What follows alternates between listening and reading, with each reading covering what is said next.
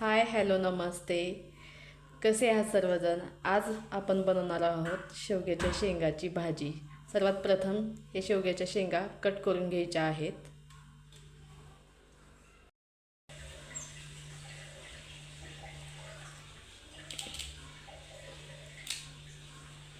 हे अशा प्रकारे सर्व शेंगा कट करून घ्यायच्या आहेत आपल्याला. हे बघा अशा प्रकारे. आता हे शेंगा कट करून झालेले आहेत. आता सर्व शेंगाचे साल काढून घ्यायची आहे.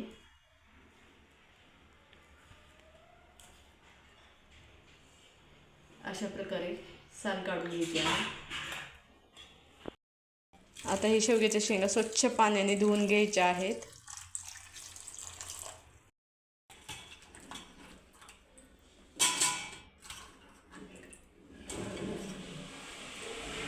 झालेले आहेत. तोपर्यंत आपण साहित्य बघू.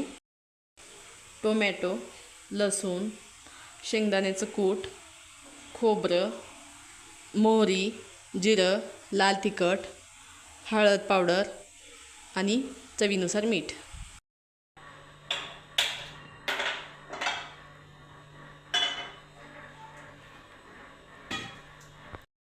यामध्ये थोडं अर्धा चमचाचं तेल टाकून घेऊ आपण. ते खोबरं, टोमॅटो आणि लसूण हे मंद आचेवरती भाजून घ्यायचं आहे.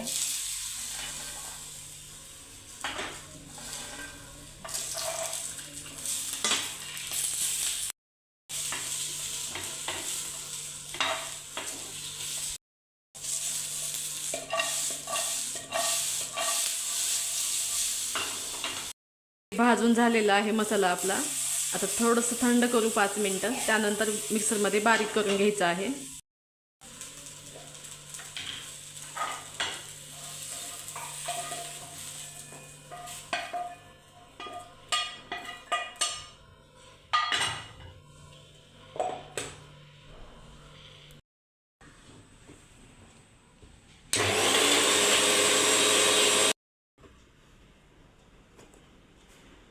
हे बघा अशा प्रकारे आपला मसाला तयार झालेला आहे. आता इथं मला शेवग्याच्या भाजीसाठी 1 ते 1.5 ग्लास पाणी लागणार आहे. त्यासाठी मी पाणी गरम करून घेत आहे. आता इथं मी 2 चमच तेल टाकून घेणार आहे. तेल गरम झालेलं आहे. यामध्ये थोडीशी मोहरी,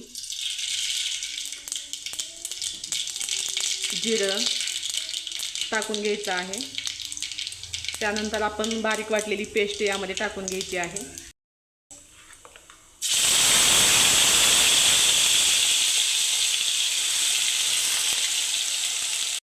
आता हे मसाला असं मिक्स करून घ्यायचा आणि 5 मिनिटं थोडंसं परतून घ्यायचं आहे तेल सुटेपर्यंत. 5 मिनिटं झालेली आहेत आपली. यामध्ये 1 चमच तिखट, अर्धा चमच हळदी पावडर, चवीनुसार मीठ 1 चमच आणि कांदा लसूण मसाला अर्धा चमच. आता हे मिक्स करून घ्यायचे आहे.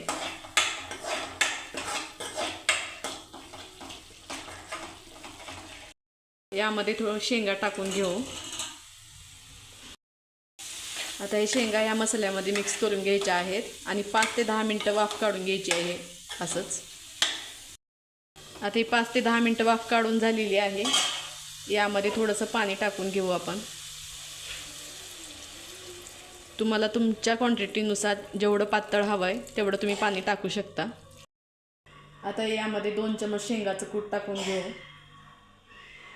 आणि 20 ते 30 मिनिटं याला शिजवून घ्यायचं आहे. हे बघा शेवग्याच्या शेंगाची भाजी तयार झालेली आहे. तुम्हाला ही माझी रेसिपी कशी वाटली नक्की सांगा. लाईक करा, शेअर करा, सबस्क्राईब करा. भेटूया नेक्स्ट व्हिडिओमध्ये. तोपर्यंत खात राहा, मजेत राहा. Bye bye.